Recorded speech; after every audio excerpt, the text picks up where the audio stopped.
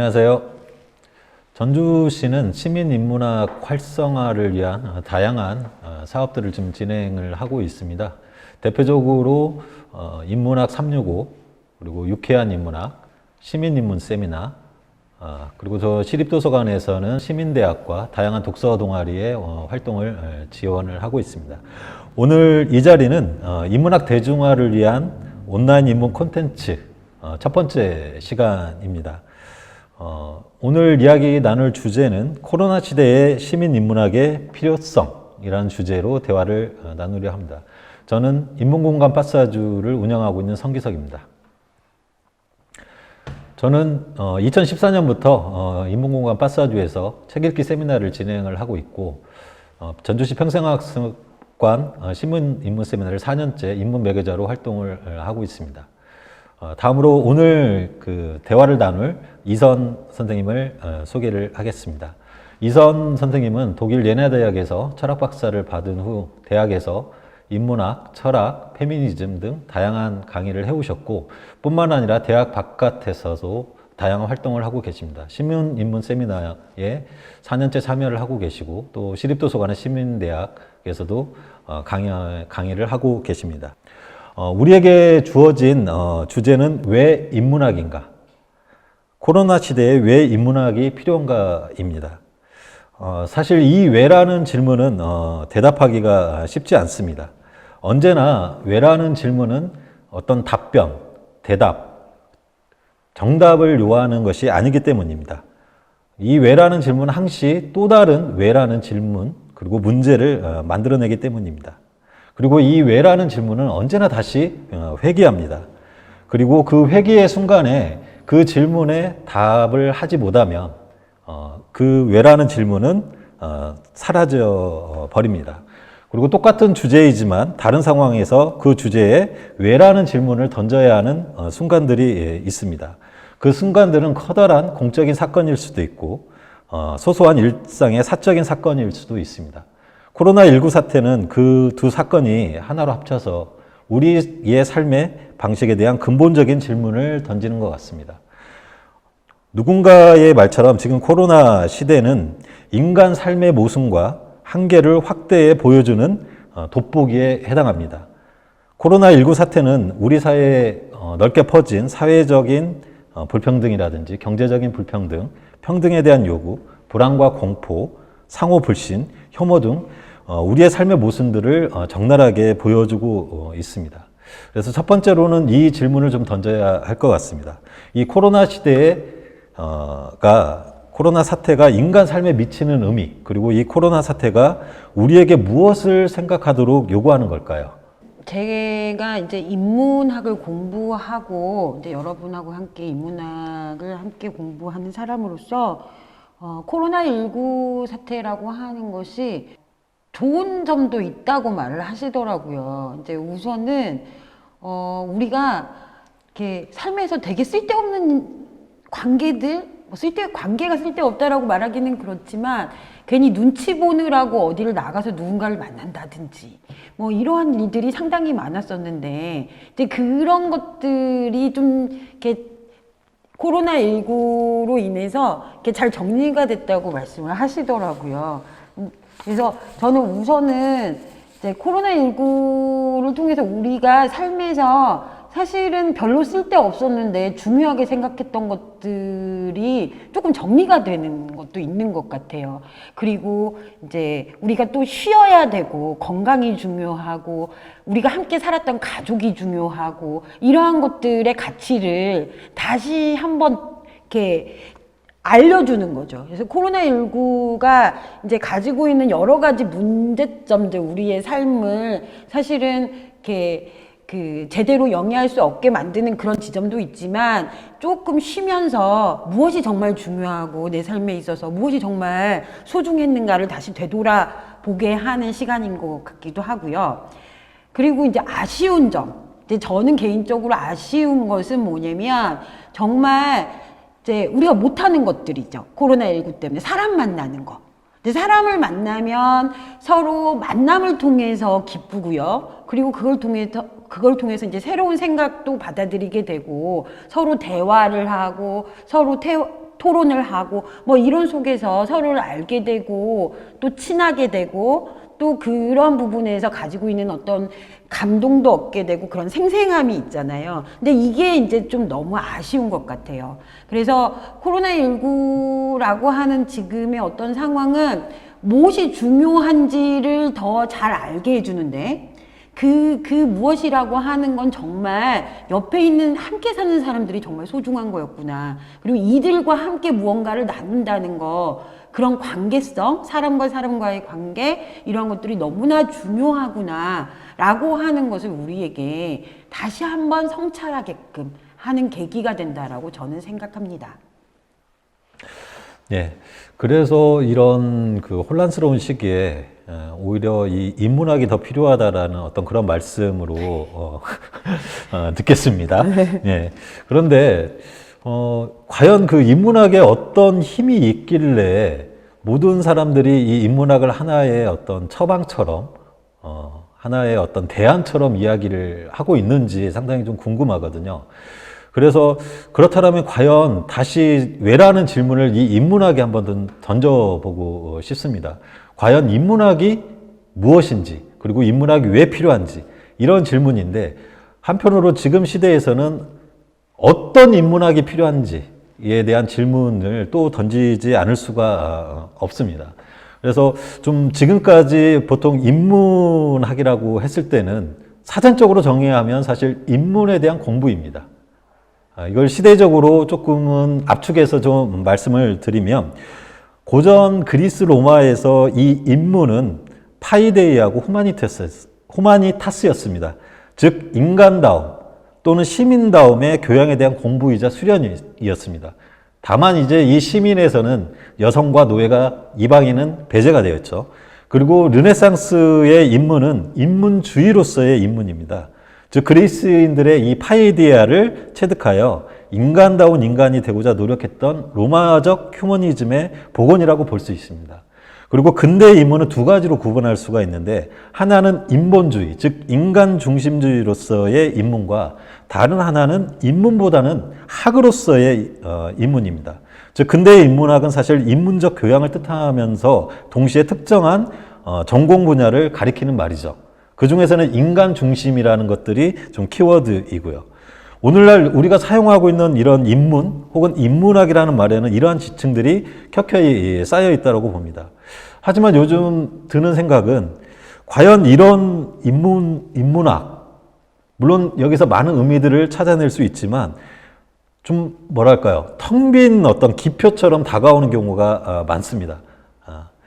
그리고 지금 같은 시대를 규정하는 코로나19뿐만 아니라 기후변화의 시대, 생태위기의 시대, 뭐 탈진실의 시대, 그리고 인포데믹의 시대, 뭐 인종주의, 그리고 다양한 포퓰리즘의 시대라는 그 말이 보여주듯이 어떻게 사실과 진실을 구분하고 어떻게 생각하고 판단을 해야 할지 사실 혼란이 가중되고 있습니다. 특히 우리나라의 어떤 정치, 사회, 문화적인 현상들을 요즘 보면 더더욱 더 어떻게 생각을 하고 어떻게 판단을 내려야 할지도 사실은 좀 혼란스러운, 그래서 우리는 사실 이 시대에 맞는 어떤 인문에 대한 어떤 새로운 질문이 필요하지 않을까라는 좀 생각이 드는데, 즉 뭐 개인적으로는 저에게 아니면 우리에게 과연 이 인문이라는 게 뭐냐, 그리고 이러한 인문을 근거 짓는 것이 무엇인가라는 질문을 던져야 될 때가 된 것 같습니다. 그러다가 최근에 그 한겨레 신문에서 여성학 연구자 정희진 씨의 칼럼이 좀 눈에 띄었는데, 칼럼의 제목은 이렇습니다. 삶의 출발과 위치성이라는 칼럼인데, 간단하게 그 칼럼의 내용들을 좀 말씀을 좀 드리면, 나는 누구인가라는 질문은 나는 어디에 있는가를 파악한 다음에 가능한 질문이다. 왜냐하면 인간은 사회적 관계 속에서만 정의될 수 있는 존재이기 때문이다. 즉 성별, 계급, 인종, 지역 등 사회적 모순 속에서 내가 어디에 있는가를 아는 것이다. 말하자면 이 삶은 지독한 위치성에서 출발한다. 그것이 삶의 본질이다. 그리고 이러한 위치성은 놓여진 현실인과 동시에 의식적인 노력을 통해 이동하는 정치적인 과정이다. 즉 사회, 인간관계, 자기 자신에 대한 깊은 숙고가 없으면 어려운 일이다. 좀 이 칼럼을 읽었을 때 우리에게 필요한 어떤 인문의 어떤 새로운 질문들의 좀 약간 실마리를 좀 얻은 듯한 느낌이었는데, 예, 선생님은 어떻게 생각하시는지? 뭐 저도 그 알물 통한 어떤 자기 위치성은 중요하다고 생각을 하고요. 그거를 이제 제 언어로 좀 표현을 해보자면 이제 우선은 자기 위치성을 안다라고 하는 어떤 이러한 것은 그냥 얻어지는 것은 아닌 것 같아요. 그러니까 나란 누구인가, 그리고 나는 이렇게 무엇을 하고자 하는 사람인가, 뭐 이러한 부분의 물음까지도 함께 다 오는 거거든요. 근데 그것이 그러한 물음을 던지고 그것에 대해서 제대로 보려면 뭐냐면 읽고 쓰기의 능력이 필요해요. 왜냐면 우리가 그러한 우리 의미와 같이 그런 사유의 어떤 질문으로 던지는 데 있어서 이렇게 아쉽지만 이렇게 오락성을 갖춘 지금의 매체로서는 그거를 우리에게 던져주지 않거든요. 그러면 우리는 어쨌든 인문학적인 어떤 텍스트, 책 이런 것과 사실은 그걸 읽는 작업을 좀 해줘야 돼. 왜냐면 거기에서 그런 물음을 사실은 좀 무거운 것 같지만 아주 진지하게 그런 물음을 던지고 있어요.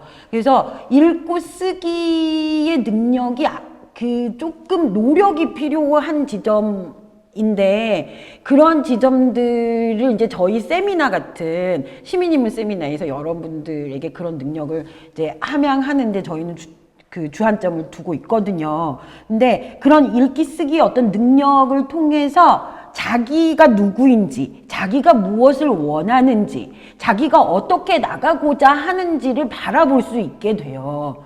이게 이제 자신의 어떠한 내가 누구인지를 알면서 나의 역량과 그러한 그 능력들을 분명하게 알게 됨으로부터 시작을 하는 거죠. 근데 그러한 능력을 안다라고 하는 어떠한 것, 능력을 어떤 할 수 있음이라고 하는 거를 발휘한다라고 하는 것은 또 뭐냐면 내가 지금 어디에 서 있으면 이 사회 속에서, 그리고 어떤 사람이며, 그리고 무엇을 하고자 하는지에 대한 대답도 돼요.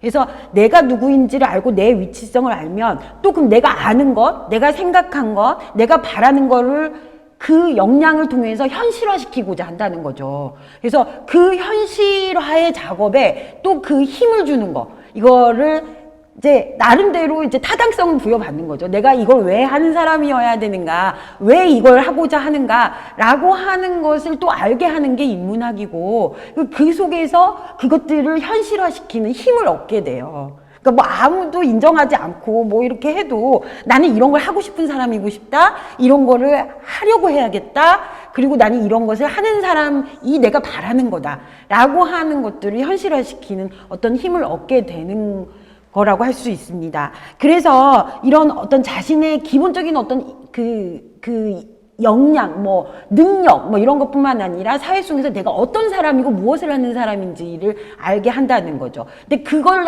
아마 통틀어서 자기 위치성이라고 정희진 선생님께서는 말씀을 하신 것 같고, 그것을 우리에게 알게 하면서 어떻게 살고자 하는 것까지를 우리가 끌어주는 게 인문학입니다. 근데 아까 얘기했던 어떤 사람과 사람과의 관계, 이러한 것들이 많이 상실됐다고 그랬잖아요. 그런데 사실은 인문학적인 어떤 사유가 이 관계성을 이렇게 폭넓게 성찰할 수 있게 도와줘요. 예를 들자면, 이제 제가 좋아하는 페미니스트인데, 이제 벨 훅스라는 흑인 여성이 있어요. 근데 그 흑인 여성이 이제 그 흑인 페미니스트죠. 흑인 페미니스트가 이제 자기가 이제 이론서를 쓰면서 서문에 이렇게 밝혀요. 왜 자기가 할 수밖에 없는가? 왜냐면 이제까지 이런 책을 써주질 않았다는 거지. 흑인 여성의 입장에서 누구도 페미니즘이 왜 중요하고 왜 흑인 여성이 그렇게 중요한 페미니스트인가, 이론가일 수밖에 없는가를 아무도 얘기해주지 않았다는 거예요. 그래서 페미니즘 주변에서 중심으로라고 하는 책을 쓰는데 거기에 서문에서 이렇게 얘기를 해요. 뭐냐면 이 베룩스가 태어났던 곳은 그 남부예요. 그러니까 50년대 미국의 남부에서 태어났는데 거기에는요 흑인이 사는 구역하고요 백인이 사는 구역이 나눠져 있대요.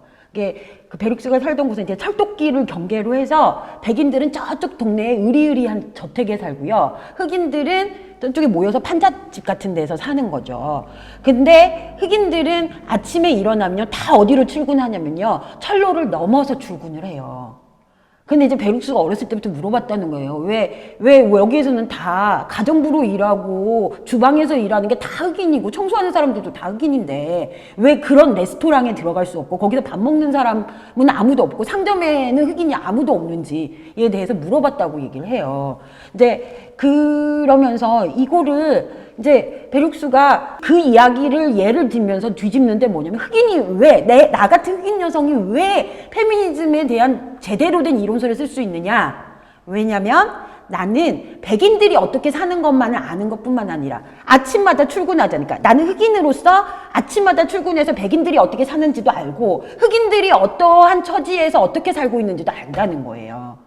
그러니까 이것도 알고 저것도 알고 그러면서 우리가 어떻게 함께 살아갈 수 있는지도 아는 사람이라는 거예요. 그러니까 이것도 알고 저것도 알고 이 모든 사람들이 또 어떻게 같이 살고 있다는 것도 알고 또 당연히 거기에서 일어나는 억압과 착취, 불평등한 구조도 알고 그렇기 때문에 앞으로 우리가 어떤 사회를 가야 할지 어떤 이론가로서 어떤 페미니즘으로 나가야 할지 이런 것들을 제시할 수 있다고 얘기를 하거든요. 저는 이런 인문학적인 힘이라고 하는 것이 뭐냐면 사실은 내 안에서 생각하는 어떠한 것도 있지만 인문학적인 힘은 또 저쪽에 겪었던 다른 경험도 알고 있어요. 그뿐만 아니라 이거를 우리가 어떻게 하면 더 함께 사는 어떤 세상에서 어떻게 더 나은 방향으로 이걸 다 알고 있기 때문에 그거를 고민할 수 있고 그에 대안을 제시할 수 있다고 생각을 하거든요. 그래서 인문학적 힘은 사실은 그러한 것들을 우리가 통찰할 수 있게 해주고 더 나은 어떤 세계로 나아갈 수 있게 하는 어떤 그런 힘이라고 생각을 해요. 그러한 것들이 이러한 인문학적인 어떠한 힘이 또 세상을 더 나은 세상으로 우리가 불평등 없이 서로 착취와 차별의 어떤 구조를 없애가면서 완벽한 유토피아는 없다 하더라도 함께 사는 어떤 세상을 만들어가는데 아주 중요한 기폭제가 되면서 그런 힘이 될 수 있다고 생각을 합니다. 예. 그런 인문학적인 힘, 어떻게 보면은 고정적이면서도 유동적인 위치성에서 어떤 출발한 베룩스의 예를 잠깐 말씀하셨는데 마치 경계에서 경계의 안과 밖을 넘나들면서 사유하려는 그리고 그것을 보려는 그래서 그것을 좀 한번 제 식대로 한번 좀 고민을 좀 해봤습니다. 즉 우리가 생각하는 어떤 새로운 인문에 필요한 것들이 자기 위치성에서 출발한 알미 있다라면 또 더 나아가서 좀 필요한 것들이 좀 있을 것 같아요. 어쩌면 동일한 것일 수도 있는데요. 하나는 그 거리의 정신이라고 할까요? 그러니까 좀 영어로 좀 표현을 해보겠습니다. 에토스 오브 스트리트와 또 하나는 거리의 열정, 니체가 이야기했던 거죠. 파토스 오브 디스턴스. 그러니까 우리나라의 이 거리라는 말은 이 두 가지가 좀 같이 들어가 있는데 하나는 실제적인 삶의 현장으로서의 그런 거리가 있고 또 하나는 차이와 간격. 으로서의 어떤 니체가 이야기하는 디스턴스의 어떤 거리입니다. 그래서 우리에게 필요한 이 에토스 오브 스트리트, 즉 거리의 정신은 즉 억압받은 자들이나 소외받은 자들, 아니면 소수자들, 아니면 나보다 더 힘들게 살고 있는 사람들에 대한 어떤 공감과 연대, 이게 좀 필요할 것 같고 또 하나는 이 더 파트스 오브 디스턴스, 즉 이 타자의 개별성과 차이를 받아들이려는 이런 열정이 좀 필요할 것 같습니다. 그리고 하나 좀 덧붙이면 보통 이제 인문학에서 이렇게 던지는 어떤 질문들의 이제 대표적으로 소크라테스가 이제 너 자신을 알라라는 말을 했고 칸트는 감히 알려고 하라라는 말을 했어요. 그래서 저는 이 두 가지를 좀 합쳐보면 감히 너 자신을 알려고 하라라는 어떤 이런 말을 한번 좀 만들어 봤어요. 여기에서 인문학의 힘의 출발은 어떻게 보면은 이 감이라는 말이 있듯이 용기가 좀 필요할 것 같아요. 진실을 말하려고 하는 용기, 아니면 나와 다른 사람들, 나보다 더 억압받은 사람들에게 손을 내밀려는 어떤 연대의 어떤 그런 용기, 그리고 내 안에 없는 진실을 발견하려는, 너 자신을 알라라는 게 내 자신의 어떤 진실을 들여다보고 그것을 꺼내는 건데 내 안에 있는 진실은 상당히 좀 좋은 게 아니거든요. 내 안에 있는 진실은 아주 모순덩어리이고 또 이 나라는 것이 어떻게 보면은 단일한 자아가 아니라 또 본능이라는 것들도 있고 수많은 어떤 그 층들이 쌓여 있는 것들이 나이기 때문에 내 안을 들여다보는 것은 상당히 용기가 필요하고, 그쵸. 예. 그리고 그것을 들여다보고 그것을 말하는데, 즉 진실을 말하려고 하는 것에는 엄청난 더 큰 용기, 예. 자신의 어떤 요즘 지쳇말로 뭔가 이렇게 진실이 나오면 훅 가잖아요. 모든 사람들이 그럴 수도 있는 예, 건데 좀 이런 부분에 대해서는 어떻게 생각하시는지. 우선은 너 자신을 감히 알려고 하라. 뭐 좋은 말인 것 같아요. 너 자신을 안다라고 하는 게 아시다시피 이제 소크라테스가 한 말인데, 자신을 안다라고 하는 거는 이제 아까 자기 위치성이라는 말하고 통하는 거라고 생각을 해요. 내가 어디에 서 있으며 무엇을 하는 사람이며 이 사회적인 어떠한 곳에서 어떤 맥락 안에서 지금 그 서 있는가를 안다라고 하는 건 자기를 그냥 서 있다는 게 아니고 자기를 바라보고 있다는 거거든요. 그러니까 자기를 바라보고 있으면서 자기가 지금 서 있는 어떤 것들을 아주 철저하게 진실과 대면하는 그러한 거라고 생각해요. 근데 이 자기 진실과 대면하는 것이 그렇게 쉬운 일은 아니에요. 이거는 정말 자기에게 철저하게 비판적이어야 가능하고, 그리고 또 편견과 싸워야 돼요. 그러니까 자기 편견과 그리고 세상의 편견과 세상이 이렇다라고 하는 것과 끊임없이 싸워야 정말 진실이 보이는 지점이 있거든요. 그래서 너 자신을 감히 알라고 하는 데 있어서 용기가 필요하다는 거, 그러니까 자기 자신과 싸우려고 하는데도 엄청난 용기가 필요하고, 또 그걸 통해서 사실은 기존에 있었던 어떤 편견과 그런 것들의 그 당당히 어떤 그것을 거스르는 그러한 자기의 이야기를 할 수가 있는 거죠. 근데 이러한 용기라고 하는 건 이렇게 불끈 어디서 새어나온다기보다는 내가 왜 이걸 하는 사람이고 내가 이걸 왜 해야 되는지 잘 알았을 때, 그러한 것들, 내가 왜 이걸 해야 되는지를 내가 충분히 알고 있고 이게 의미 있다라는 걸 충분히 알고 있기 때문에 그것에 비춰서, 그리고 인간이라는 게 얼마나 엄청난 존재인지 그러한 것에 대한 신뢰성이 있기 때문에 감히 용기 내볼 수 있는 거고, 그렇게 말하고 실천할 수 있는 것 같아요, 제가 보기에. 그래서 참 좋은 말인 것 같아요. 너 자신을 감히 알려고 하라라는 말이 되게 좋은 말인 것 같고, 이거는 이제 자기 위치성하고 같이 생각을 해볼 수 있다라고 생각을 하고요.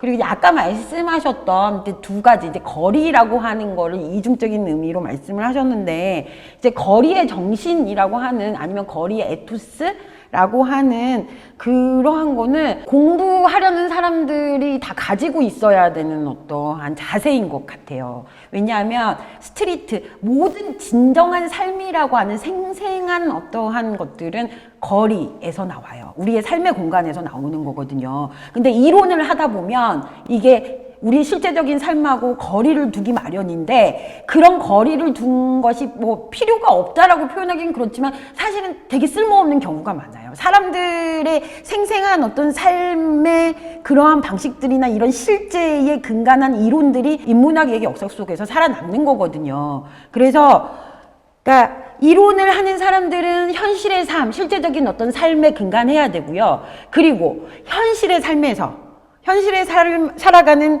우리 시민들이 사실은 어떠한 문제를 고민하고 세상을 고민한다고 했을 때 뭐를 구하게 되냐면 이론적인 어떠한 것들을 구하게 돼요. 그러니까 새로운 담론들을 구하게 되고요. 어쩌면 새로운 이데올로기인지도 몰라요. 새로운 관념들을 구하게 되고요. 아니면 새로운 방법들, 큰 그림, 이런 것들을 찾게 되기 마련이라는 거죠. 그래서 사실은 이론과 실제의 어떠한 것들이 따로 놀고 있다면 우리는 이것을 거리로부터 다시 일깨워야 되는 거고, 거리에 계신 분들은 사실은 또 이론과 접합해서 큰 그림 속에서 이 거리 속에서 새로운 어떠한 세계를 만들어낼 수 있을 거라고 생각을 해요. 그래서 그런 지점에서 거리의 에토스라고 하는 말이 되게 중요하다고 생각을 하고요.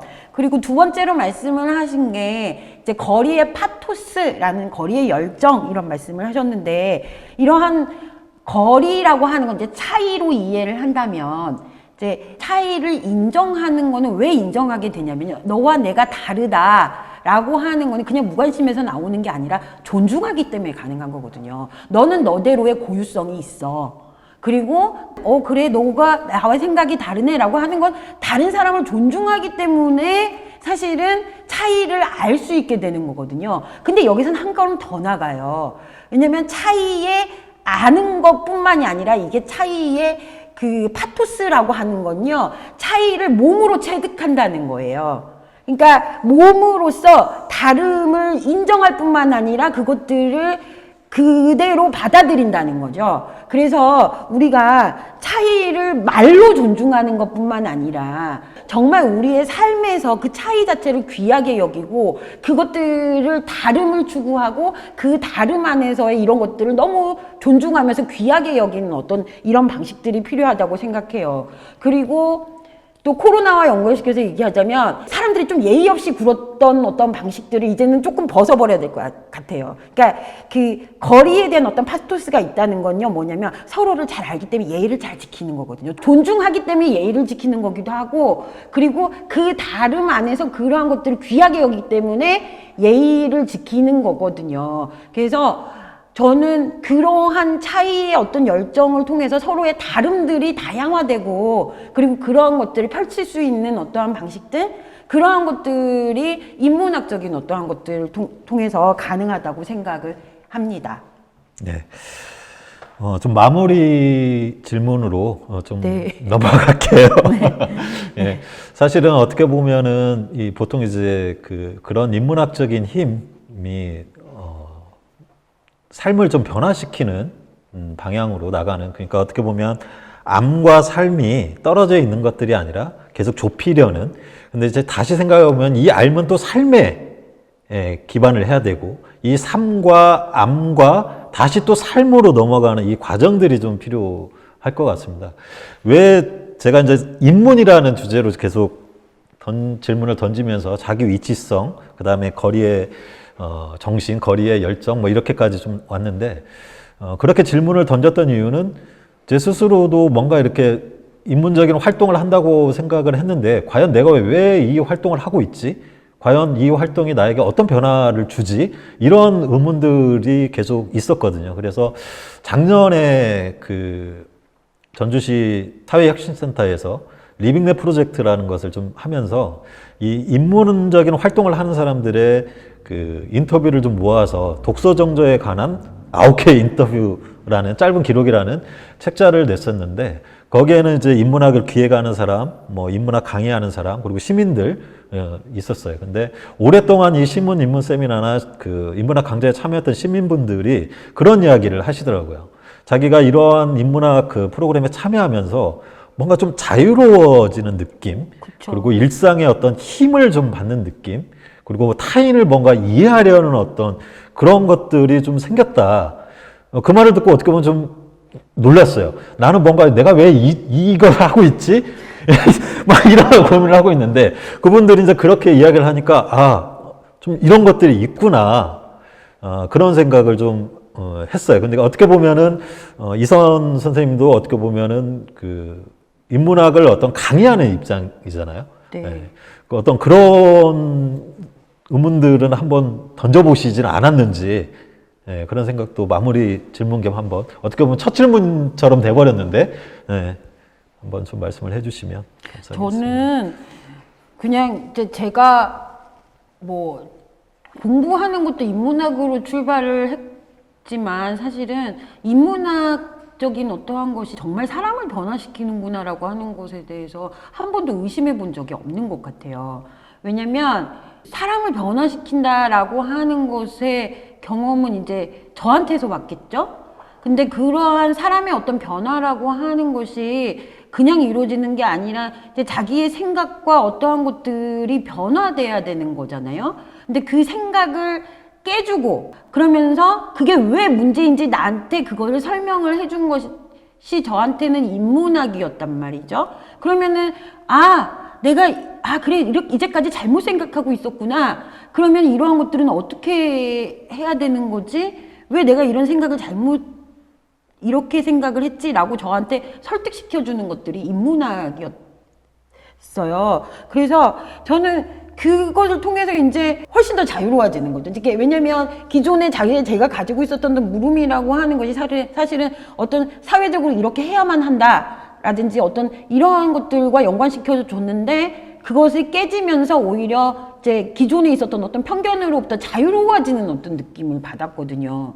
이제 그러한 자유로워짐, 그러니까 어디로부터 어떤 굴레로부터 아니면 기존에 있었던 어떤 나를 억누르고 있었던 어떤 의무감이나 어떤 이런 것으로부터 자유로워지는 어떤 이런 것들이 있었다면 또 한편의 자유로워짐은 뭐냐면 또 읽고 쓰기 어떤 것들을 통해서 나의 힘을 알게 된 거예요. 그러니까 내가 이거를 좋아하는 사람이고 내가 누구인지라고 하는 것들을 스스로 알게 해준다라고 할까요? 그러니까 인문학이라고 하는 것이 이제 그런 것들인 것 같아요. 그래서 인문학이 이제 그런 것들을 알게 하면서 단순히 어떤 굴레로부터 어떤 편견으로부터 자유로워졌을 뿐만 아니라 내가 나의 힘으로서 무엇을 할 수 있다라고 하는 것이 이제 분명하게 나한테 이렇게 성찰할 수 있게 해주는 뭐 자기 위치성이라고 말씀을 하셔도 되고 이제 그러한 부분에서 훨씬 더 자유로움을 느끼는 것 같고 자유로워졌다라고 생각해요.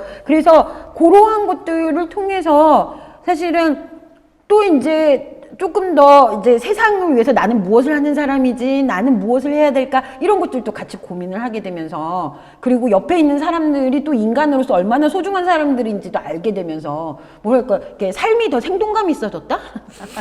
라고 하는 거?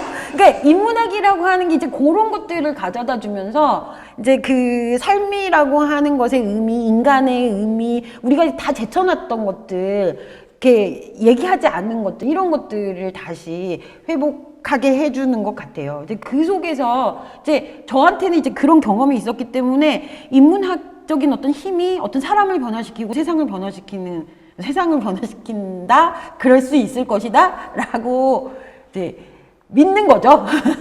믿는 거고, 이제 그런 것들이 지금의 어떠한 인류의 역사라고 하는 것들을 이루지 않았을까라고 저는 나름대로 생각을 하고 있고요. 그래서 사람들이 인문학을 하는 건 너무너무 중요하다라고 생각을 해요. 그리고 그에 맞춰서 이제 이런 시민인문학 같은 이런 세미나 같은 어떤 과정들도 너무너무 중요하다고 생각을 합니다. 네. 네.